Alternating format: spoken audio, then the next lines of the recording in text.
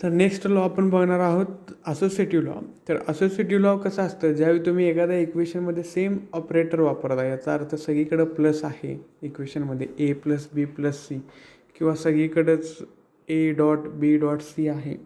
अशावेळी समजा तुम्ही दोन व्हेरिएबलला तुम्ही ब्रॅकेट दिला असेल, ठीक आहे. आता इथं कसं दिले, बी आणि सीला ब्रॅकेट दिले. तेच ब्रॅकेट जर मी ए आणि बीला दिलं, म्हणजे जरी ब्रॅकेटची पोझिशन जरी मी चेंज केली तरी येणारा आन्सर कसा असतं माझं, सेम असतं.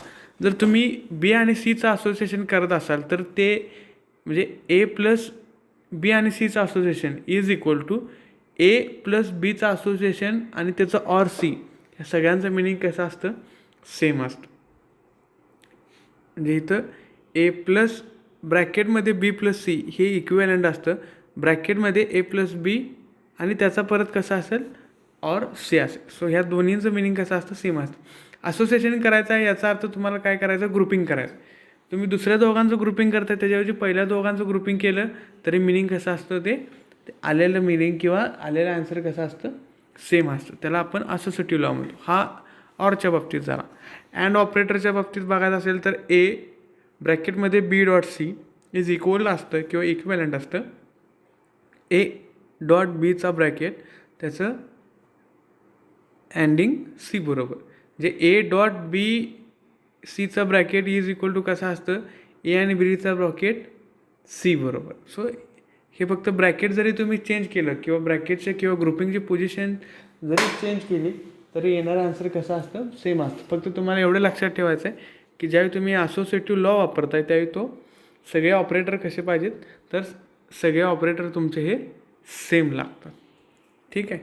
इथं बघू शकता तुम्ही बी आणि सीचं अँड ऑपरेशन केले आणि ते परत ए बरोबर अँड केले इज इक्वल टू काय आहे, ए आणि बीचं तुम्ही काय केले, अँड ऑपरेशन केले आणि ते परत सी बरोबर अँड केले. ह्या दोघांचं मिनिंग कसं असतं, सेम असतं. ह्याला आपण म्हणतो असोसिएटिव्ह लॉ. नेक्स्ट जो काही लॉ बघायचा आहे, सिंपल छोटे छोटे लॉ आहे. नेक्स्ट लॉ आहे डिस्ट्रीब्युटिव्ह लॉ. आता डिस्ट्रीब्युटिव्ह लॉमध्ये काय कसं असतं, तर हे जे काय ए आहे, हा ए काय केलेला आहे, इथं काय केलं आहे, डिस्ट्रीब्यूट केलं आहे. म्हणजे काय, तर A dot B plus C ह्यात ए तुम्हाला काय करायचं आहे, बी आणि सीवर काय करायचं आहे, डिस्ट्रीब्यूट करायचं आहे. मग सिम्पल आपण काय करूया, ब्रॅकेटमध्ये मल्टिप्लिकेशन करूया. म्हणजे ए बी डिस्ट्रीब्यूट करा आणि ए आणि सी डिस्ट्रीब्यूट करा. मग हे काय येईल, इक्वेशन काय येईल, A B plus A C. ठीक आहे. मग हे ए बी प्लस ए सीच्या ऐवजी तुम्ही A bracket B plus C लिहू शकता. ॲक्च्युली ह्या लॉचं मिनिंग असं आहे की A B plus A C लिहिण्यापेक्षा ह्या दोन्हीत कॉमन कोण आहे, ए, तो बाहेर काढा आणि ब्रॅकेटमध्ये बी प्लस सी लिहा. हे महत्त्वाचं आहे की A B plus A C लिहिण्याची जेवढा कसं असतं डिजिटल इलेक्ट्रॉनिक्समध्ये किंवा बुलियन अल्जेब्रामध्ये जेवढं तुम्ही एखादं इक्वेशन छोट्या फॉर्मॅटमध्ये लिहिताय तेवढा ते कसं असतं लिहायला किंवा सिम्प्लिफिकेशनला सोपं असतं. इथं बघा ए बी प्लस ए सीच्या ऐवजी तुम्ही काय लिहू शकता, ए ब्रॅकेटमध्ये बी प्लस सी. सो हे तुम्हाला ह्यातून बघायचं आहे. ठीक आहे. नेक्स्ट आहे नेक्स्ट लॉ सेम तसाच,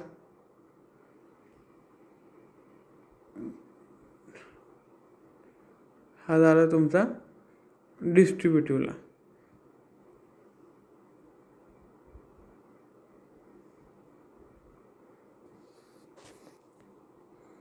नेक्स्ट आहे छोटे छोटे बेसिक रूल्स आहेत बुलियन अल्जेब्रामध्ये, ते तुम्हाला बघायचे आहेत. म्हणजे पहिला लॉ काय आहे, ए एखादं व्हेरिएबल आहे त्याचं जर मी ऑर केलं 0 बरोबर तर ए प्लस 0 काय असणार आहे, एच असणार आहे. कारण कुठल्याही, आता इथं फॉर एक्झाम्पल घेऊन मी तुम्हाला सांगतो,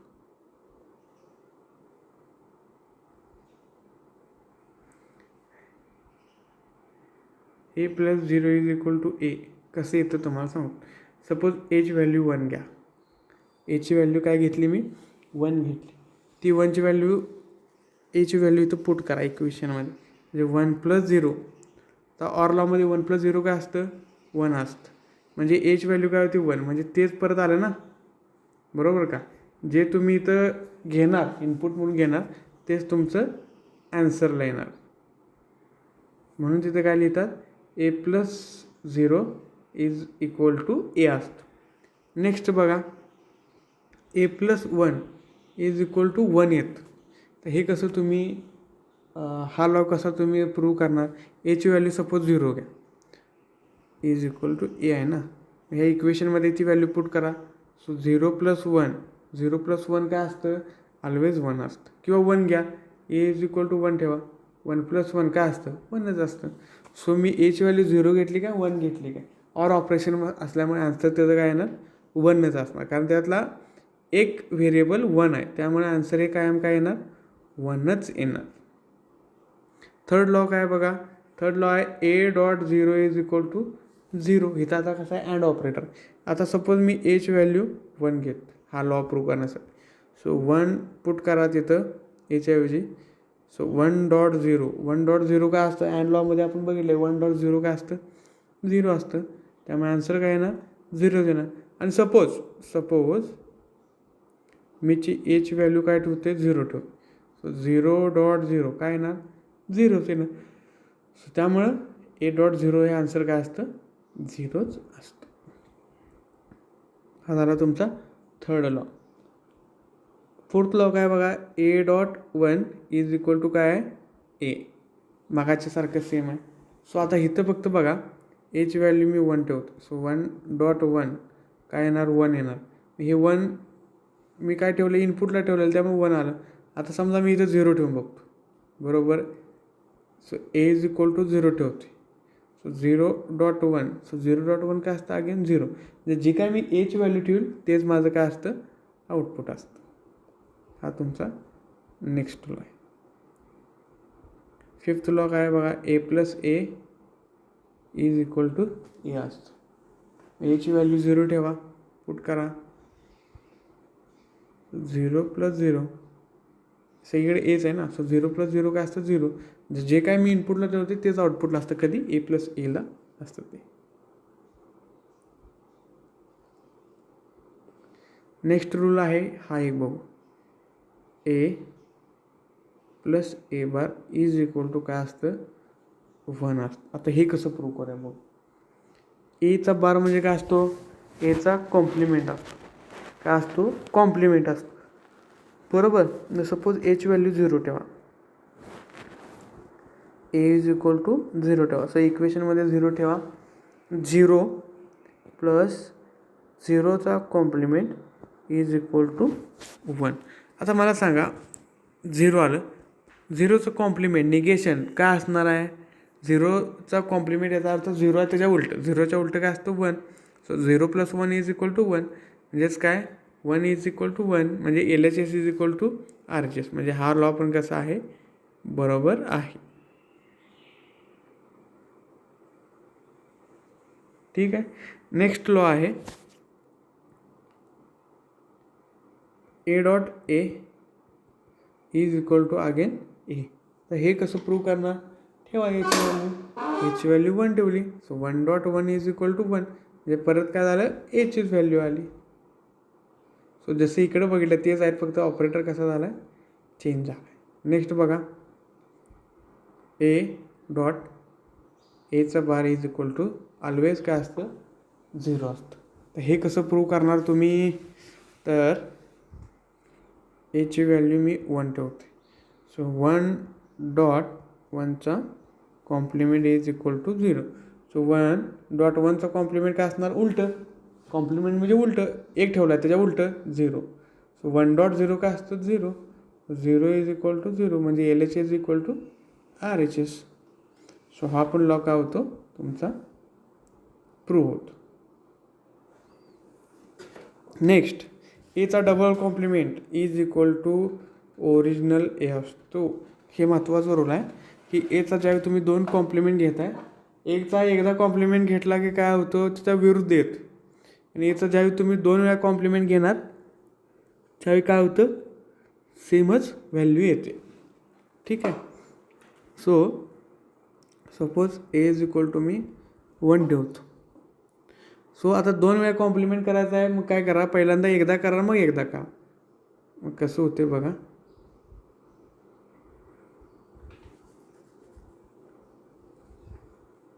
एचा double complement A is equal to A. मग एकदा कॉम्प्लिमेंट करा. A is equal to 1 put करा. सो 1चा कॉम्प्लिमेंट. सो 1चा कॉम्प्लिमेंट काय असतो, 0 असतो. हा झाला एकदा कॉम्प्लिमेंट केला. ते एकदा कॉम्प्लिमेंट आल्यानंतर परत त्याचं कॉम्प्लिमेंट ते परत 0चं कॉम्प्लिमेंट काय येणार, 1 येणार. म्हणजेच एचा double complement is equal to 1. Originally काय पुट केलं तर 1च केलं तर लास्टला आन्सर पण 1च आलं. बरोबर. सो त्यामुळं एचा 2 वेळा जरी कॉम्प्लिमेंट घेतला तरी तो सेमच व्हॅल्यू येते. हे तो कॉम्प्लिमेंट निघून जातो. हे इक्वेशनच्या वेळी लागतात तुम्हाला की A plus A B is equal to A. हे इक्वेशन सॉल्व केल्यानंतर आलेले आहेत. हे काय बेसिक रूल सांगायची गरज तुम्हाला नाही आहे. इथे सगळे लॉज प्रूव्ह केलेले आहेत. हे ए प्लस 0 इज इक्वल टू ए असतं. सगळं आपण जे आत्ता व्हॅल्यू पुट करून बघितल्या तोच आहे. आणि लास्टचा एक महत्त्वाचा थेरम आहे, तर तो डी मॉर्गन्स थेरम. हा थेरम महत्त्वाचा आहे. म्हणजे ह्यात काय करायचं आहे, तर De Morgan's theorem the complement काय सांगतो मला, the complement of product of variable is equal to the sum of the complements of variable. आणि काय म्हणतो, the complement of 2 or more and variable is equivalent to the or of complements of individual variable. म्हणजे काय, समजा